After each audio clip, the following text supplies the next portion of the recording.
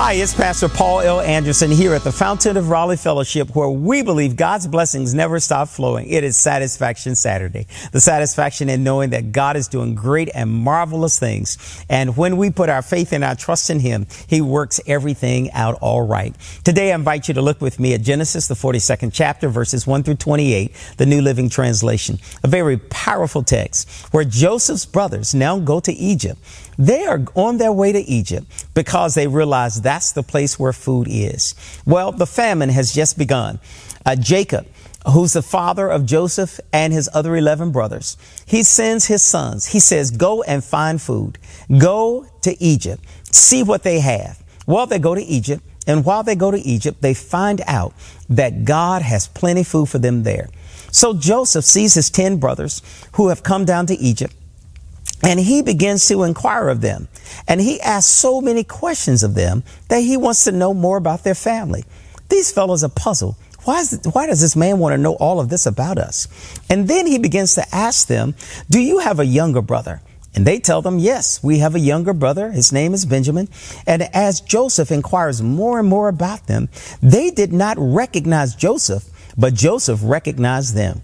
Well, you know, Joseph, I can only believe, had in the back of his mind, somewhere in the reservoirs of his heart, that he one day wanted to be reunited with his brothers. But, you know, Joseph learned he had to move forward. He couldn't dwell on the past. He didn't know where they were. He didn't know what was happening. Joseph learned how to leave the past in the past to move forward. But when his brothers stand before him, he instantly recognizes them, but he pretends to be a stranger, that he doesn't know them, doesn't know anything about them, didn't recognize them. But he remembered what they had done for him. He remembered the years where they had put him away.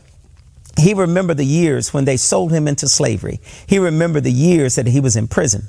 But he set all of that aside because he wanted to help his brothers, and they didn't even recognize him. You know, isn't it amazing how God can use us to be a blessing to someone who doesn't even recognize the pain that they have caused in our lives, the sorrows that they have caused, because God worked it out even in the midst of our situation. So Joseph throws them off. He says, you all must be spies. You've come here to search us out, to search out the land. He threw them off so that they wouldn't even recognize him. See, and all of this time, Joseph is not talking to them directly. He's using an interpreter because he's using the language of the Egyptians. He's not using the Hebraic language. And his brothers began to become baffled, and they didn't know exactly what was going on. All they knew was that they needed help. They needed food. And there was this man who was second in command to the Pharaoh who would help them out. Well, the story begins to unfold that Joseph says that you must be spies. So guess what he does? He puts them in prison for 3 days. Well, I think Joseph does this for a couple reasons. He lets them get a taste of what he's been through with no real malice, but to let them understand what they could have caused and what they could have not caused just by treating Joseph the way they should have a brother. But Joseph realized all of this had to happen. He puts them in prison for 3 days. And then he says that I'm a God-fearing man, and I hope you are too. He says, well, now tell me even more about yourself. He said, I'm going to put you in a position that I'm going to let you go back. I'm going to give you food and grain for your starving families, and we'll see how God will bless them. And hopefully this will keep you until the next time we meet. My brothers and sisters, always know that God gives us just what we need for the moments that we're in, and He will always make a way even when it seems like there is no way.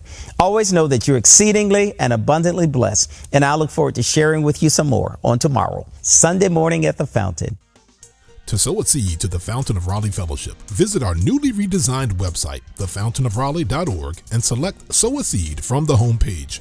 Also, giving has been made easier with the new Fountain of Raleigh app, available now in the Apple App Store and Google Play Store. Download today, select Giving from the main menu, and then follow the directions to complete your giving through Subsplash. Thank you so very much for all of your gifts and donations that you've given to the Fountain of Raleigh Fellowship. We thank you for what you've done in the past, what you're currently doing, and what you will do in the future. Your gifts and donations helps us to spread the gospel of Jesus Christ, not only locally, but throughout the world. Thank you again for your gifts, and may God continue to richly bless you. It is here at the Fountain that we believe that we are exceedingly and abundantly blessed, and may you receive those blessings that God has in store for you.